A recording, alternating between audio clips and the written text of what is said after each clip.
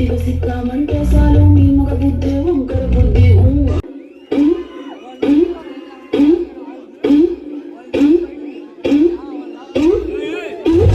దీపాలన్నీ ఆర్పేశాక అందరి బుద్ధి వంకర బుద్ధి